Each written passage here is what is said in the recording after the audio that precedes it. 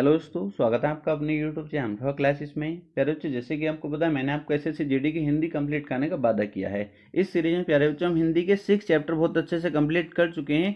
आज हम अपना 7 चैप्टर कंप्लीट करने वाले हैं, जिसका नाम है वाक्य त्रुटि एवं प्रतिस्थापन। बहुत ज़्यादा आसान चैप्टर है, बट कुछ बच्चों को इसमें परेशानी होती है कि सर इसके क्वेश्चन कैसे सोल्व किए जाते हैं, तो बहुत अच्छे से मैं आपको समझाने वाला हूँ। प्यारे बच्चों, आज हम अपने हिंदी के 7 चैप्टर कंप्लीट कर लेंगे। केवल हमारा एक चैप्टर बचेगा, जो है हमारा गद्यांश का। ठीक है। अगर आपने देखा होगा पहले जो एग्जाम हुए हैं इसके एसएससी जीडी के, तो पहले जो इसमें हिंदी आती थी वो 25 क्वेश्चन आते थे। ठीक, कितने? 25 क्वेश्चन।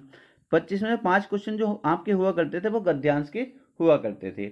बट इस बार जो हिंदी आ रही है 20 क्वेश्चन आपके हिंदी को आपको देखने को मिलेंगे। अब आपको पता है, क्योंकि 60 मिनट में 80 क्वेश्चन आपको सोल्व करने हैं, तो टाइमिंग उनको भी पता है कि टाइमिंग में बच्चों को दिक्कत हो सकती है। तो हो सकता है ऐसा करें कि अब गद्यांश के 2 से 3 क्वेश्चन आपको देखने को मिलें। बट हम जो प्रैक्टिस करने वाले हैं पूरे 5 क्वेश्चन की प्रैक्टिस करेंगे, क्योंकि जितनी ज़्यादा हमारी प्रैक्टिस हो जाएगी उतना हमारे लिए अच्छा रहेगा। तो अब मैं क्या सोच रहा हूँ कि अब हमारा हिंदी का सिलेबस लगभग कंप्लीट मैं करा चुका हूँ। ठीक, तो अब मैं सोच रहा हूँ कि क्यों ना 20 क्वेश्चन का आपके एक प्रैक्टिस सेट शुरू किया जाए जब तक आपका एग्जाम हो।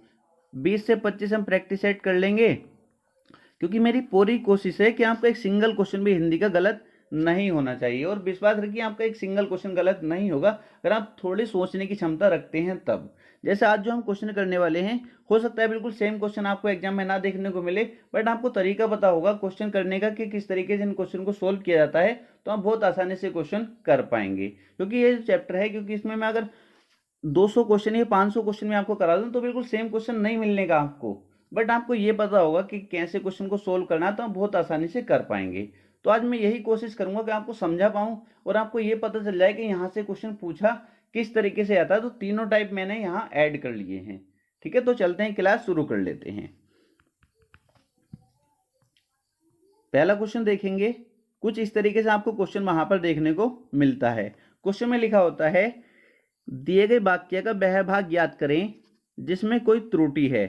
यदि कोई त्रुटि नहीं है तो कोई त्रुटि नहीं विकल्प को चुनें। क्वेश्चन समझ गए आप? क्वेश्चन आपको कैसे मिलने वाला है? क्वेश्चन में कहा गया है, दिए गए वाक्य का वह भाग ज्ञात करें, मतलब जो वाक्य आपको दिया गया है, जैसे ये वाक्य आपको दिया गया है। ठीक है, दिए गए वाक्य का वह भाग ज्ञात करें जिसमें कोई त्रुटि है। इसके अगर किसी भाग में त्रुटि है तो वो आपको बताना है।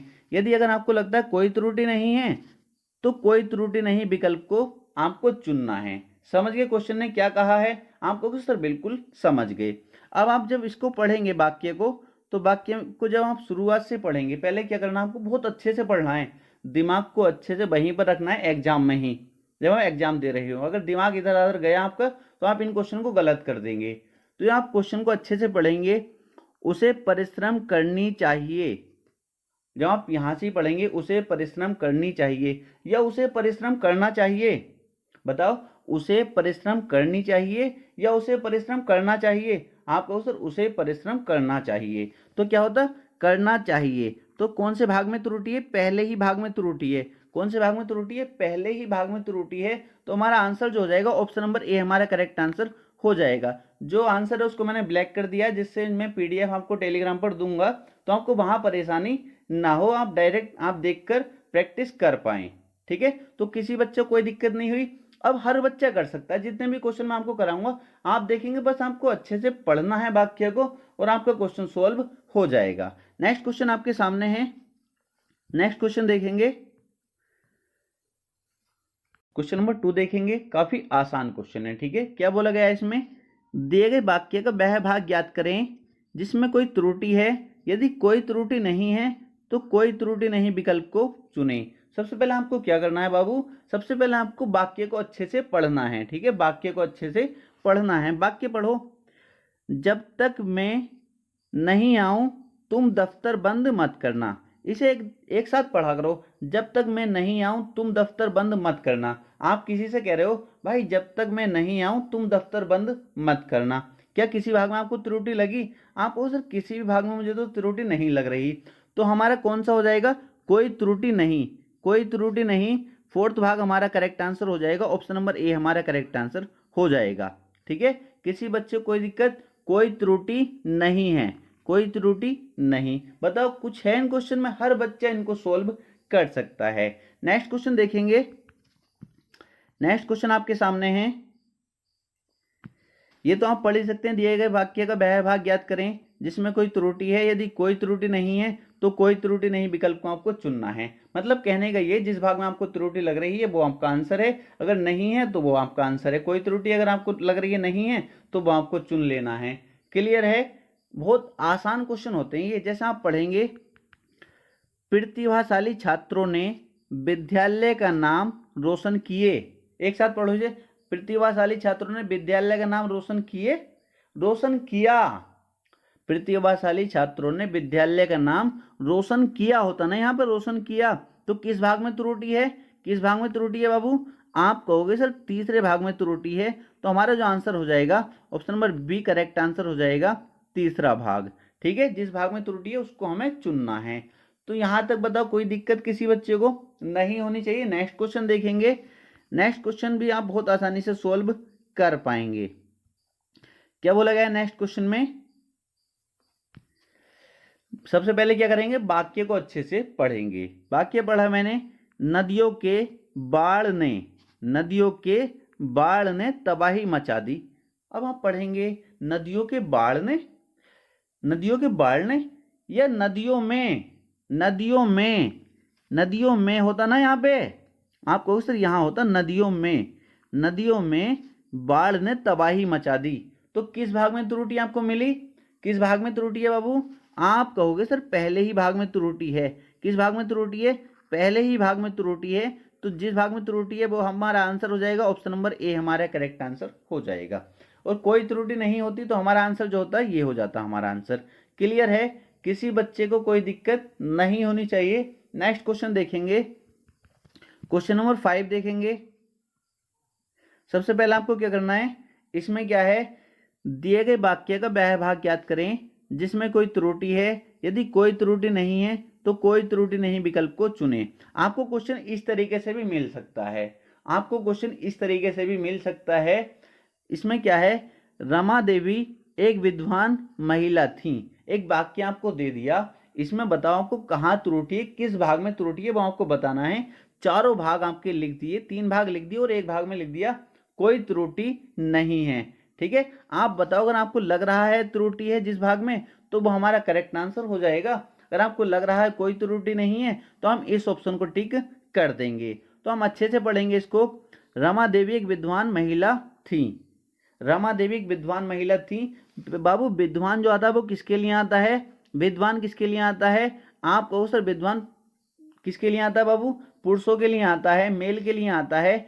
रमा देवी मतलब ये क्या, महिला है। महिला है तो महिला के लिए क्या आएगा, विदुषी आता है। क्या आता है? विदुषी, विदुषी महिला। ठीक है, तो हमारे किस भाग में त्रुटि हो गई? किस भाग में होगी बाबू त्रुटि? यहाँ पर हमारे विद्वान वाले भाग में त्रुटि हो गई। ऑप्शन नंबर ए हमारा करेक्ट आंसर हो जाएगा। क्लियर है? नेक्स्ट क्वेश्चन देखेंगे, क्वेश्चन नंबर 6।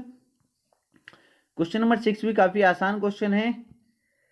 क्या करना है आपको, सबसे पहले जो वाक्य दिया है उसको अच्छे से पढ़ना है, जिस भाग में त्रुटि है उसको टिक कर देना। अगर आपको लगता है कोई त्रुटि नहीं है तो कोई त्रुटि नहीं वाले ऑप्शन को टिक कर देना है। झूठ बोलना पाप है, आपको कहाँ त्रुटि लग रही है आप बाबू बताएंगे? इसमें बहुत आसान है, कुछ बच्चे इसमें कंफ्यूज हो जाएंगे। झूठ बोलना पाप है बाबू। झूठ जो होता है वो ऐसे नहीं लिखा जाता, झूठ ऐसे नहीं लिखा जाता। झूठ कैसे लिखा जाता? झूठ ठे होता है ये। ठीक है, तो किस भाग में त्रुटि है? आप कहोगे सर इस भाग में त्रुटि है, झूठ में। किस में त्रुटि है? झूठ में त्रुटि है। तो ऑप्शन नंबर ए हमारा करेक्ट आंसर हो जाएगा। नेक्स्ट क्वेश्चन देखेंगे, नेक्स्ट क्वेश्चन देखेंगे। सबसे पहले क्या करना है आपको, ऐसा क्वेश्चन मिलेगा, क्या करना है, वाक्य को अच्छे से पढ़ना है। आपसी मनमुटाव को सामने आमने बैठकर बातचीत से दूर करें। बताओ हर बच्चा करेगा ना इन क्वेश्चन को सोल्व। सामने आमने नहीं होता, आमने सामने होता है। क्या होता है? आमने सामने, आमने सामने। तो किस भाग में त्रुटि है? सामने आमने बैठकर भाग में त्रुटि है। किस भाग में त्रुटि है? सामने आमने बैठकर में त्रुटि है। हर बच्चे इस क्वेश्चन को सोल्व कर सकता है। नेक्स्ट क्वेश्चन देखेंगे, नेक्स्ट क्वेश्चन काफी आसान है। नेक्स्ट क्वेश्चन देखेंगे, बिल्कुल आसान है, इसको भी देखते हैं आप लगा सकते हैं। सबसे पहले क्या करेंगे, वाक्य को अच्छे से पढ़ना होता है, बहुत अच्छे से। ठीक है, जैसे आपने पढ़ा पिताजी को मुझे कुछ रुपए दिए, पिताजी को मुझे कुछ रुपए दिए, पिताजी को मुझे कुछ रुपए दिए। जब आप ऐसे पढ़ोगे तो आप कहोगे सर पिताजी ने मुझे कुछ रुपए दिए, तो किस भाग में त्रुटि है बाबू? आपको सर पहले ही भाग में त्रुटि है। यहाँ होता पिताजी ने मुझे कुछ रुपए दिए, तो पहले ही भाग में त्रुटि है, तो पहला ही भाग हमारा आंसर हो जाएगा। ऑप्शन नंबर बी हमारा करेक्ट आंसर हो जाएगा। किसी बच्चे को कोई कंफ्यूज तो नहीं है? अगर किसी को भी कोई दिक्कत है तो आप कमेंट बॉक्स में कमेंट करके पूछ सकते हैं। तो चलते हैं प्यारे बच्चों, नेक्स्ट क्वेश्चन देखेंगे। नेक्स्ट क्वेश्चन आपके सामने है क्वेश्चन नंबर 9।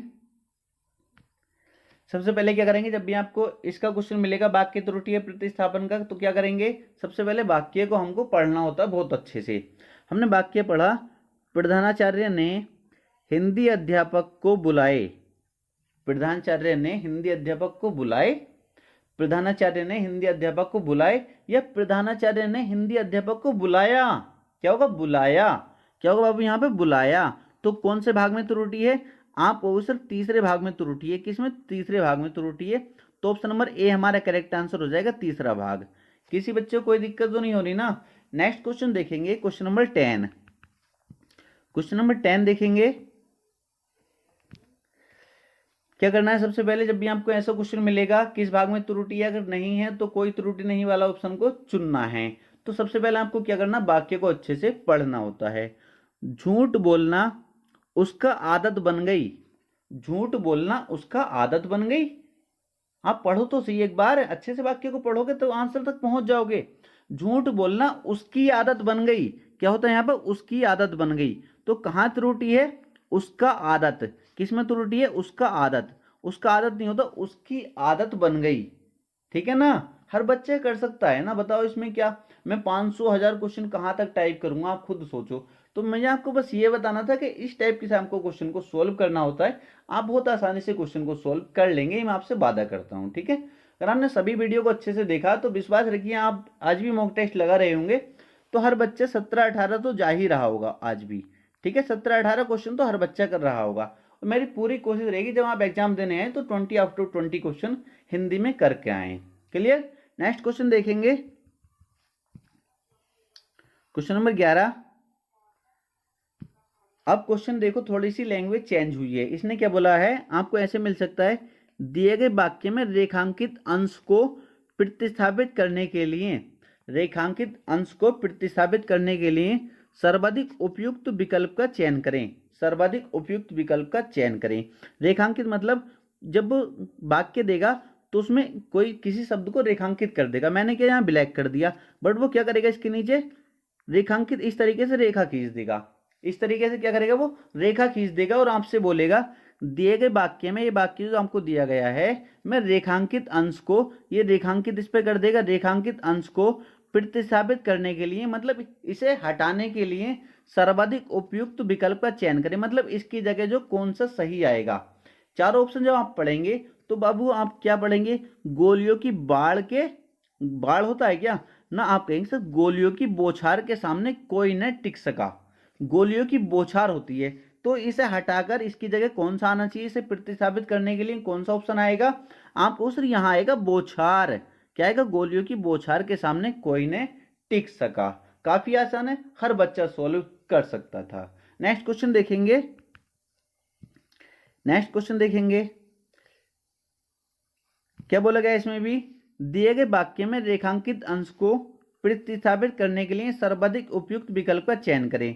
मतलब इसके नीचे वो क्या कर देगा, इसके नीचे क्या कर देगा, रेखांकित कर देगा इसको। ठीक है, इसको रेखांकित कर देगा और आपसे क्या कहेगा, दिए गए वाक्य जो दिया गया है, दिए गए वाक्य में रेखांकित अंश को, जो रेखांकित अंश है को प्रतिस्थापित करने के लिए सर्वाधिक उपयुक्त विकल्प का चयन करें। मतलब इसे हटाकर कौन सा सर्वाधिक उपयुक्त आने वाला है विकल्प। ठीक है, आप करेंगे मेज पर रखी हुई पुस्तक उसका नहीं है, उसका नहीं है, ये होता है। ये इन चार ऑप्शन में कौन सा आएगा बताओ, इसे हटाकर कौन सा आएगा सही उपयुक्त विकल्प कौन सा है। मेज पर रखी हुई पुस्तक, जब आप ऑप्शन पढ़ेंगे तो आप कहेंगे उसकी नहीं है, उसकी नहीं है। ऑप्शन नंबर बी हमारा करेक्ट आंसर हो जाएगा। हर बच्चा कर सकता है ना इन क्वेश्चन को सोल्व। पता चल गया ना कैसे सोल्व करना है क्वेश्चन को। आपको सर बिल्कुल पता चल गया। नेक्स्ट क्वेश्चन देखेंगे, क्वेश्चन नंबर 13। क्वेश्चन नंबर 13 देखेंगे, दिए गए वाक्य में रेखांकित अंश को प्रतिस्थापित करने के लिए सर्वाधिक उपयुक्त विकल्प का चयन करें।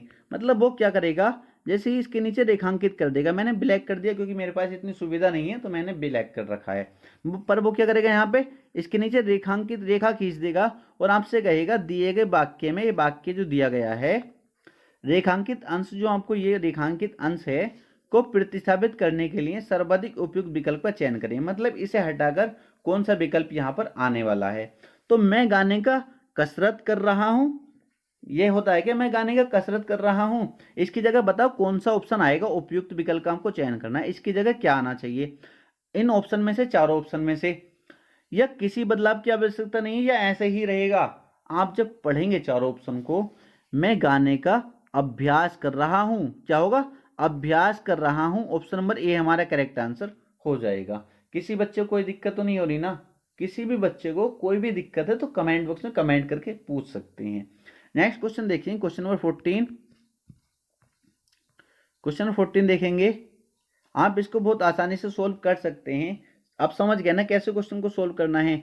सबसे पहले ये आपको वाक्य दिया होगा और उसमें क्या रेखांकित कर देगा, इस तरीके से मैंने इसको रेखांकित कर दिया, ठीक है, रेखांकित कर देगा और आपसे बोलेगा दिए गए वाक्य में रेखांकित अंश को, ये रेखांकित करा है अंश को प्रतिस्थापित करने के लिए सर्वाधिक उपयुक्त विकल्प का चयन करें। बताओ कौन सा आएगा। उन्हें तात्कालिक आदेश से निलंबित कर दिए गया है, कर दिए गया है, बताओ क्या होगा सही जवाब, पढ़ेंगे उन्हें तात्कालिक आदेश से निलंबित कर दिए गया है। फिर आप चारों ऑप्शन पढ़ेंगे, उन्हें तात्कालिक आदेश से निलंबित कर दिए गया है, ये तो होगा नहीं। फिर दूसरा ऑप्शन पढ़ेंगे, उन्हें तात्कालिक आदेश से निलंबित कर दिया गया है, क्या होगा, कर दिया गया है, ऑप्शन नंबर बी हमारा करेक्ट आंसर हो जाएगा। किसी बच्चे को कोई दिक्कत नहीं होनी चाहिए, ठीक है, आसान है ना, बिल्कुल बिल्कुल आसान है। नेक्स्ट क्वेश्चन देखेंगे, क्वेश्चन नंबर 15।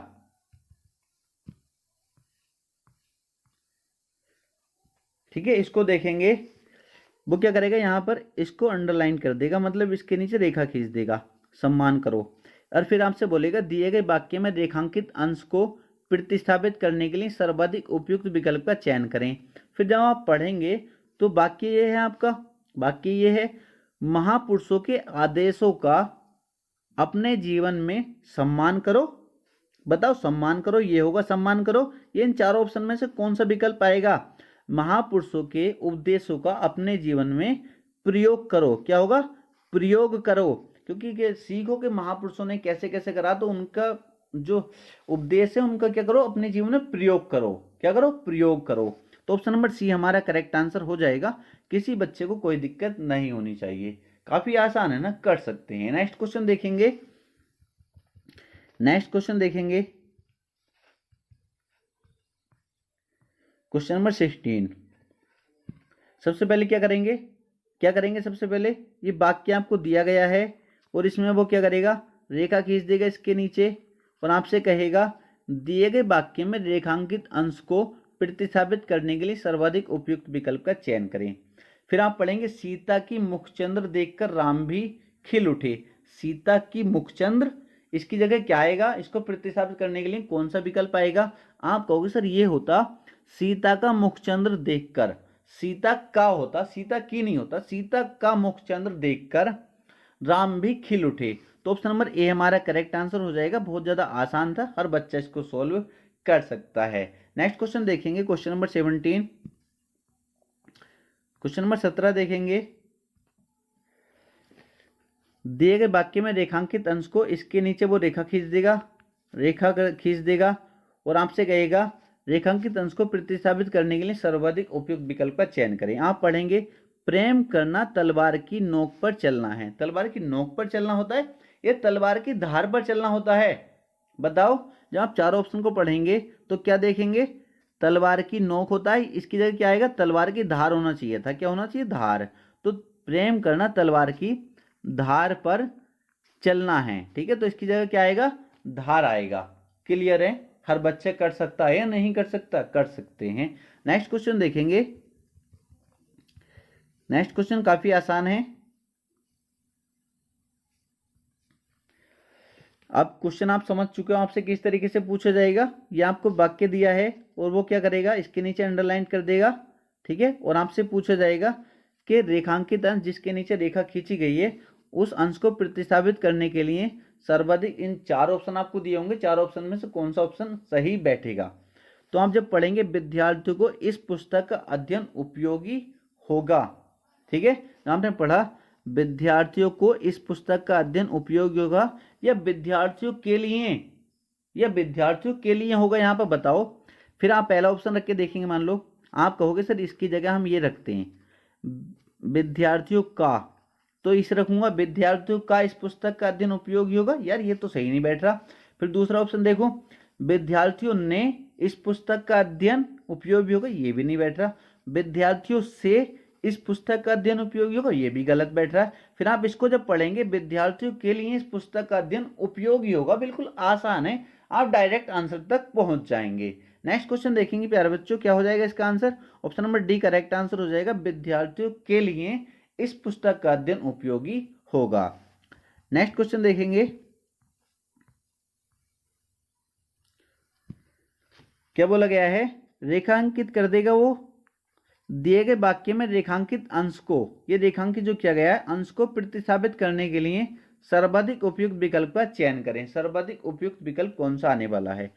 इस घटना की परीक्षा थानेदार कर रहा है, इस घटना की परीक्षा थानेदार कर रहा है, इसकी जगह क्या आएगा बाबू, इसको हटाकर आपको इसको प्रतिस्थापित करके कौन सा विकल्प आने वाला है, आप कहोगे सर इस घटना की जांच थानेदार कर रहा है, इस घटना की जांच थानेदार कर रहा है। ऑप्शन नंबर ए हमारा करेक्ट आंसर हो जाएगा। बताओ काफी आसान है ना क्वेश्चन, कर सकते हो या नहीं कर सकते, आप कहोगे सर बिल्कुल कर सकते हैं, ठीक है। तो जितना हो सके आप प्रैक्टिस सेट लगाइए, प्रैक्टिस सेट से आप बहुत अच्छा स्कोर कर पाएंगे, ठीक है। जब आपका एग्जाम होगा तो आप देखेंगे बहुत अच्छी प्रैक्टिस आपकी हो चुकी होगी और आप बहुत अच्छा एग्जाम में कर रहे होंगे। नेक्स्ट क्वेश्चन देखेंगे, क्वेश्चन नंबर 20।